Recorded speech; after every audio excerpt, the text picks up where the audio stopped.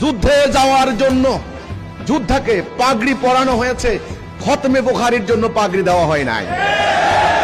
রাসূল দিয়েছেন তীর, তীরন্দাজি যোদ্ধারা তীর নিয়েছেন। রাসূল দিয়েছেন তলোয়ার, রাসূল দিয়েছেন বল্লম, রাসূল দিয়েছেন যুদ্ধের পতাকা, রাসূল দিয়েছেন বর্ম পরিয়ে দিয়েছেন, যুদ্ধের আমামা পাগড়ি বেঁধে দিয়েছেন। আপনারা বুখারী খতমে বুখারীতে পাগড়ি পরান। আমি তো ইতিহাসে দেখি না খতমে বুখারীতে রাসূলুল্লাহ পাগড়ি পরিয়ে দিয়েছেন।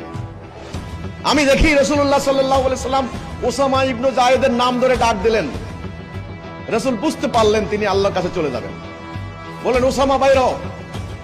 এক হাতে যুদ্ধের পতাকা দিলেন, আর এক হাতে মস্তক মুড়িয়ে পাগড়ি বেঁধে দিলেন। এটাই হলো পাগড়ি। ওই যে নজরুল যেটা বললেন, বাদরে আমামা বাজিছে দামামা, শির উঁচু করে মুসলমান। যুদ্ধে যাওয়ার জন্য